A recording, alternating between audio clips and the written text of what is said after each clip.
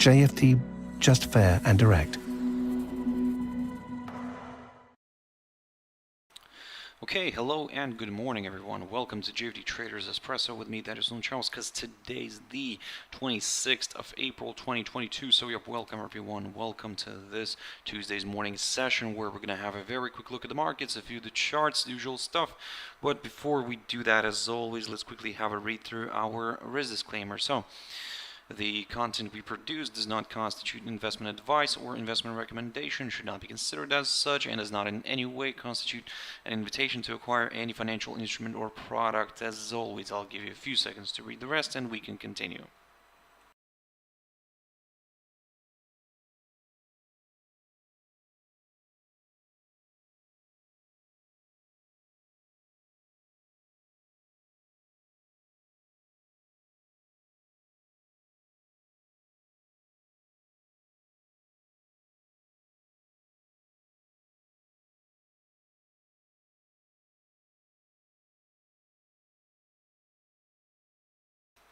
Okay, so now then, also just before we jump into the charts, as always, quick mentioning of our JFD YouTube channel, to which you can always subscribe to in order not to miss any of our upcoming videos, and of course our new updated website, guys, so which you can check out here. And yeah, so basically it will take you, if you still go into the same website, it will transfer you to this jfdbrokers.com. so yep. And basically, if you want to reach or find our analysis, what we upload on a daily basis, you go click here, start learning, and then market news and analysis, basically. So yeah, and it will take you to this page, which we update, yeah, as I said, on a daily basis.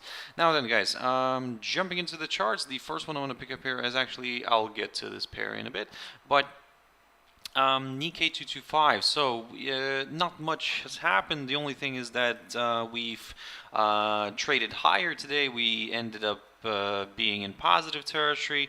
So yeah, in a way, I would say at the moment I'm still watching these two levels, the ones that I've mentioned yesterday. So in other words, if you're looking for some upside, then well, I would rather still wait for a push back above this 27,215 territory. For the downside, I need to see a drop below this 26,304 zone, approximately around here, which is the current lowest point of April.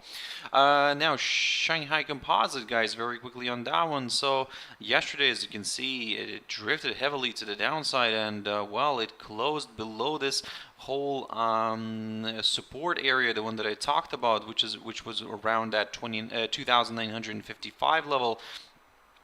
Today we tried to, get back on track here. We tried to push to the upside, but it found resistance here, and it's still finding resistance because it's still trading.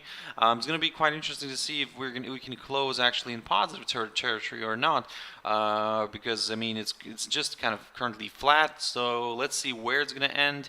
And to be honest, maybe if it ends like this today, it doesn't matter in positive or negative territory, but let's say not far from the zero mark, then we could, well, basically we could get ourselves a nice little doji, which is a potential reversal signal. However, again, if we do prefer to aim for some higher levels, this is where I need to adjust my arrow here very quickly.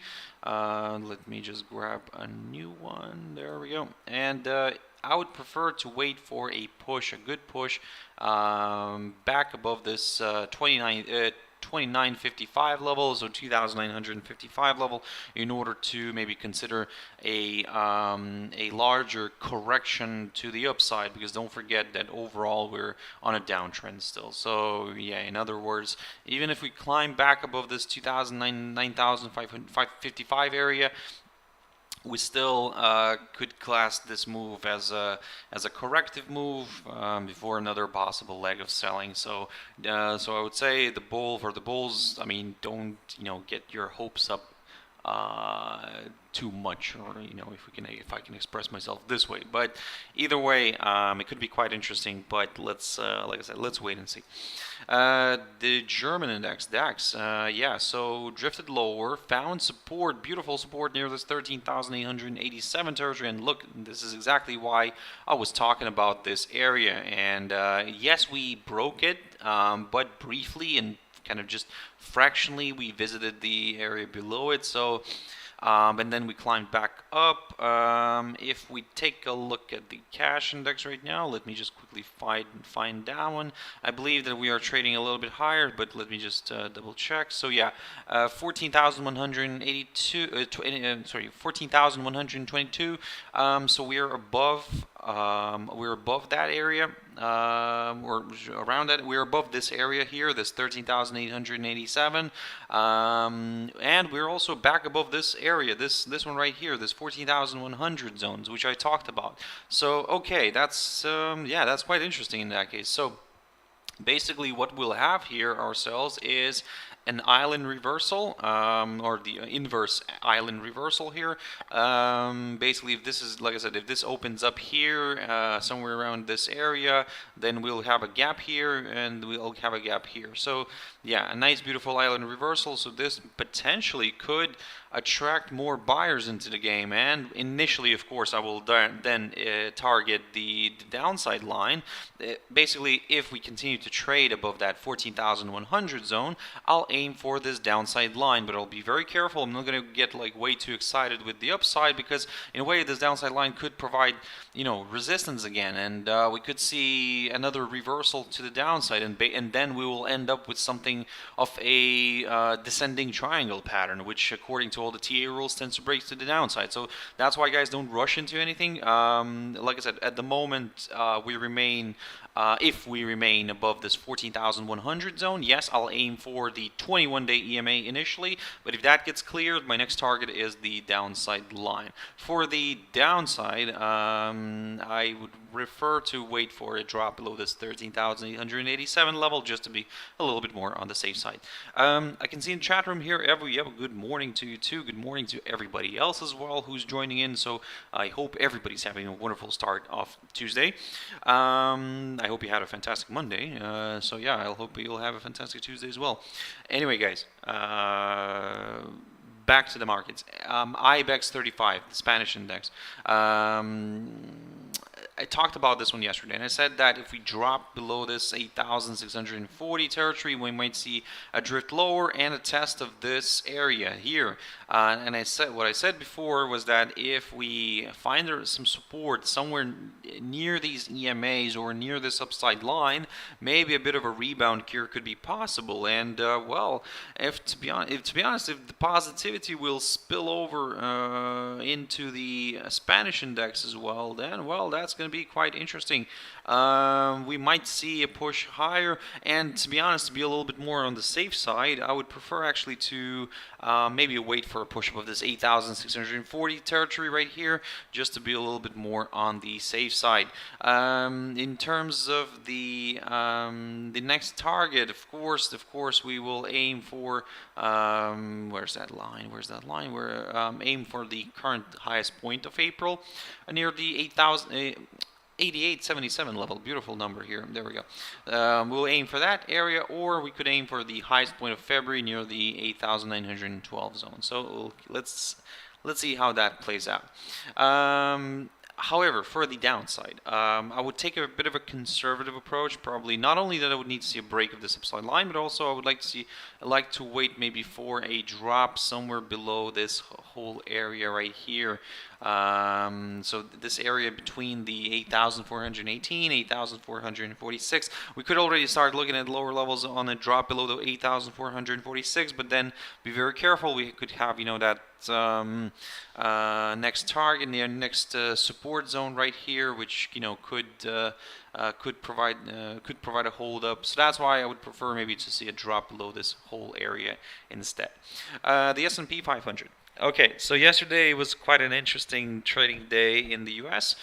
It was a bit of a roller coaster ride, I would say, and yeah, look at this. I mean, we pushed higher, we rebounded, or I wouldn't say actually rebounded, but we drifted lower. We fell below that 4,247 territory. I spoke about that level previously. That's the inside swing high of the 14th of March.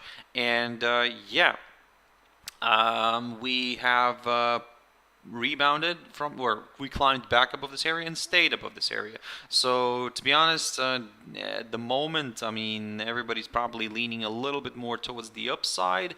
However, guys, don't, like I said, be careful. Don't rush into anything. Wait for, for all these for all these confirmation breaks. So currently the cash index is sitting at around actually the same level where it closed yesterday. If we push above yesterday's high, then that's probably the easier option to consider if you're looking for some upside. So a push above this 4,299 level might attract a few more buyers. Then of course we have that 4,300 zone, the psychological one. And if we remain above this area, if we stay above this, we continue to trade above this area, then yes, I will aim for the upside. But I'm not saying that I'm becoming very bullish here. No, I'm just going to aim for a larger correction to the upside, and then we'll take it from there. For the downside, I would pretty straightforward. I need to see another drop below this hurdle, below this 4,247 zone. Now jumping into DXY, this is quite interesting. So for now, it's still on a track to towards higher levels, and yeah, I mean at the moment I am still keeping an eye on this 102.21 zone. So again, don't get me wrong, I mean probably some of you are hoping maybe to see a bit of a retracement here in the dollar index, but again at the moment it's yeah, we're not really seeing any signals for that. So yes, it's so quite overstretched to the upside, but it can stay there for quite a while. So if you think that your indicators are showing already like overbought territories, yes, probably they are, but again, until we see, like I said, a confirmation break or of some sort, then yeah, we could consider maybe a move a move lower. So for me, I would like to consider maybe this level here, this 101 area. A drop back below it may lead to a test of the 21-day EMA or even below that. But let's let's not rush into anything. Like I said, let's first stick to the upside. If we drop back below this 101 territory, yes, I will consider maybe a bit of a move to the downside, but we're not there yet. Hey, I can see in the chat room here, Erica Sawi. Yep, good morning to you too. Good morning to everybody else who's joining in as well. So, yep, guys, I hope everybody's having a wonderful, Tuesday, or at least start of Tuesday. I mean, let's see how Tuesday goes through. Anyway, gold is beautiful. It did exactly what I wanted it to do. So it fell below this 1915 or actually 1918 zone. Excuse me. And yeah, we stayed below it, and we reached my next target, the 1895, 1890 levels. So I talked about these levels yesterday, and I also said that I will aim for somewhere in between of those because we have the 100-day EMA. Now, we found beautiful support here. We rebounded. So what's next? At the moment, I don't like these situations here. So, or in a way, because it kind of already did what I wanted it to do. So now I'm gonna be waiting, because if it climbs back and stays above this 1918 territory, then maybe the bulls are not really willing to give up yet. But if we drop below this 100-day EMA or this 1890 zone, then yeah, this will confirm a forthcoming lower low. My next target will be this 1878 level. And then so on and so on. I will be aiming for this 200-day EMA, and maybe, depending on how all this is going to look, maybe we'll aim for this upside line as well. So yeah, don't exclude that, but again, a little bit too early for that. So let's first see what's going to happen here with this area, with this 1890 zone and this 1918 level. Now jumping into WTI oil, so drifted lower, and I talked about this yesterday. So we made a move below this hurdle, below this 101.60 zone. I said that my next target will be this 98.54 area or this 100-day EMA. So we didn't really quite test the 100-day EMA. I would say we tested the area surrounding the 100-day EMA, and then we kind of rebounded from it. So I would say the mission accomplished probably somewhere like around 85%, you know. So because I was really hoping to see maybe a good test of this 100-day EMA or even this downside line, but hey, the market never does what we want it to do. So, you know, I'll take that. So basically, it's still kind of working out here. I'll still remain bearish as long as we stay below this 21-day EMA. If we're looking for some upside, now previously I talked about this 108.70 level. Now I'm still gonna keep an eye on it, but also I will also start looking at lower levels if we climb above this downside line taken from the high of the 18th of April, and if we climb above it, then yeah, we might see a bit of a push here to the upside. We could also break that 21-day EMA, so basically could attract a few more buyers into the game. So however, like I said, I'm gonna get more comfortable with the upside only on a break of this barrier right here. Ethereum. So Ethereum is beautiful as well. It rebounded. It pushed higher. Probably this upside line doesn't really. It's not really perfect. It's very tentative, to be honest. However, okay, I'm gonna keep it for now because basically we have a touch here, and then if we take the low of the 18th of April, so that could be okay as well. Basically, as you can see, yesterday we drifted into the downside. Not only that, we broke below the lowest point of April at that time, the 2,880 zone. We created a new low for April, which is around here near the 2,800. Oh, by the way, I mean, beautiful number here.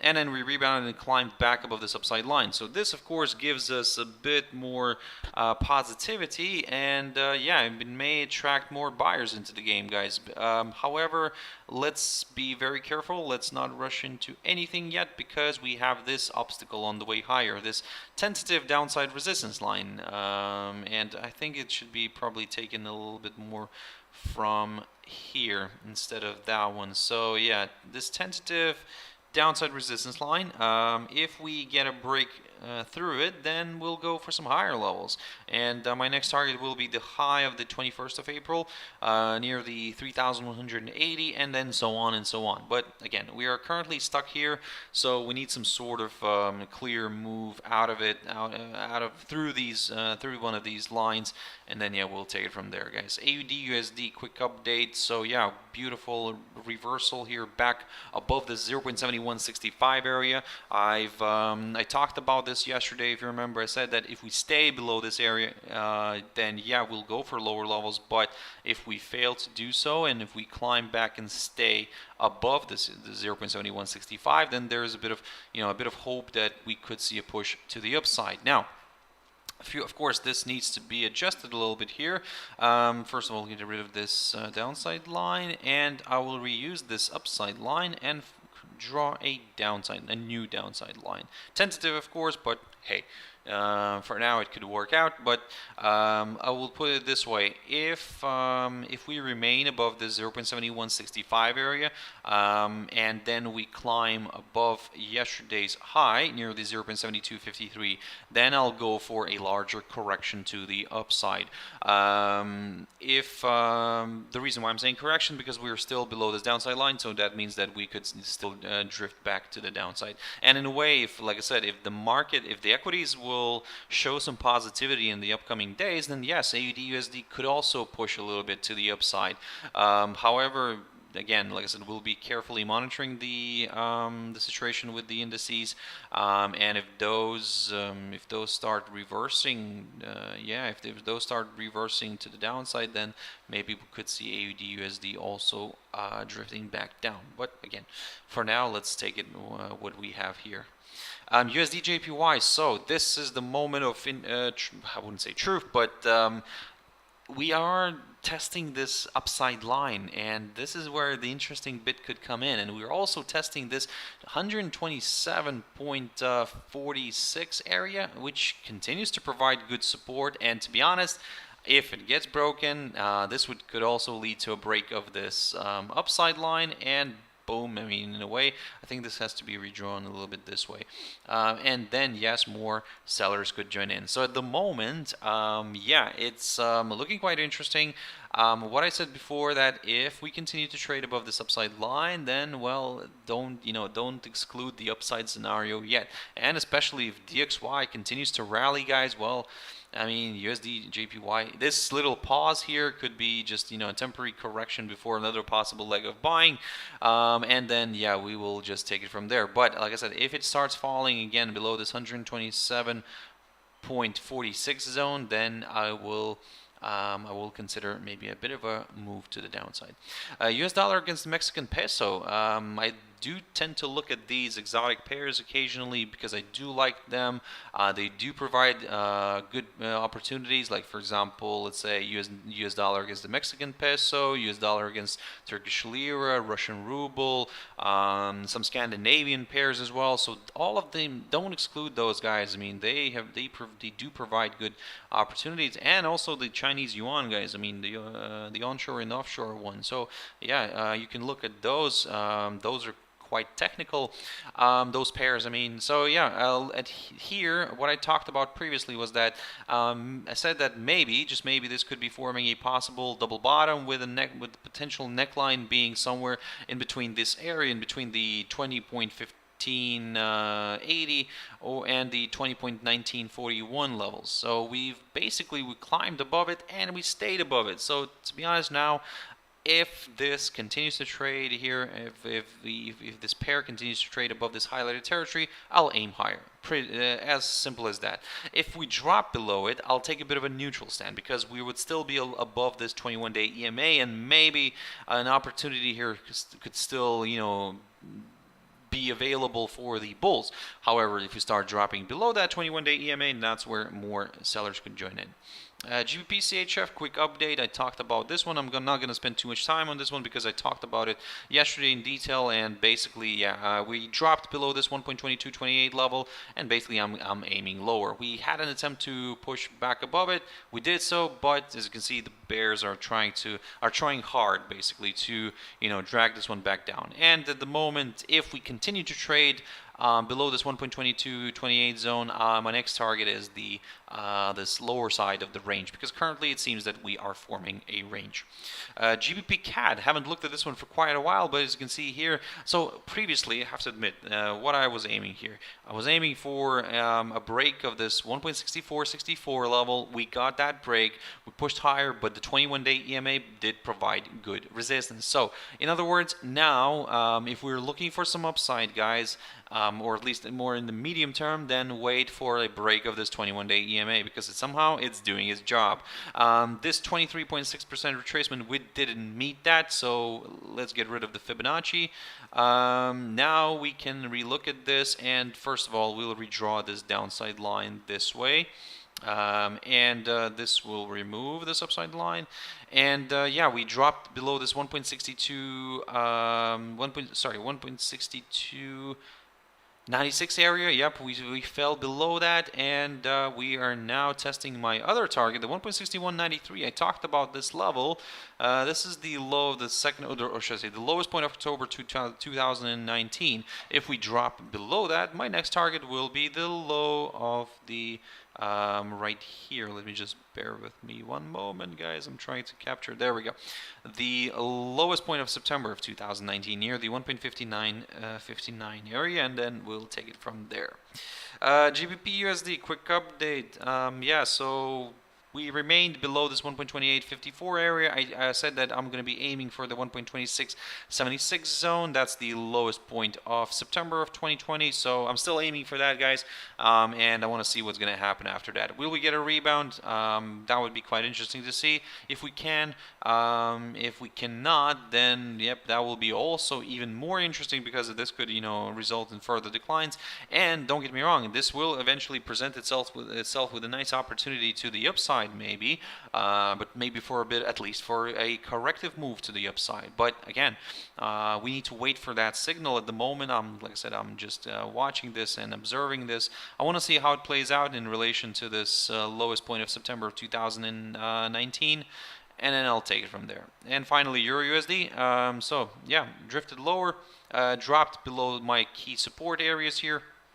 I talked about this 1.0757 zone and this 1.0727. We fell below it, and excuse me. Now my next target is the lowest point here of March of 2020, near the 1.0636 area, and then we'll take it from there, guys. I would put it this way: as long as it stays below this 1.0757, yep, I'm going to aim lower. If it climbs back above it, then maybe we could consider a bit of a corrective move back towards the 21-day EMA. For me, for the upside, I would prefer to wait for a push above this 1.0945 level. I get it, we're missing out on a bit of territory, but this is a daily chart, guys. So, like I said, we rather be safe than sorry. So, better wait for a confirmation break. For me, right at the moment, like I said, it's looking a little bit more on the bearish side, as long as it stays below this 1.0757. If it climbs back above it and stays above it, then I'll aim maybe for a corrective move towards that 21-day EMA. So guys, that's it for this session in general today in terms of the economic calendar. It's a pretty quiet day today, so probably stick to the headlines in general.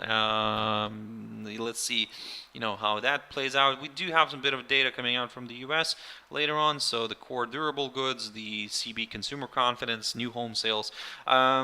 Yeah, like I said, let's see how that plays out, but I'm not going to put too much emphasis on those numbers. However, let's see what's going to happen with the market today. So, but again, I hope you'll succeed, guys. I hope you'll have a fantastic trading day. Stay safe, have your stop losses in place as always, and everything will be fine. So yeah, thank you very much, guys, and bye bye.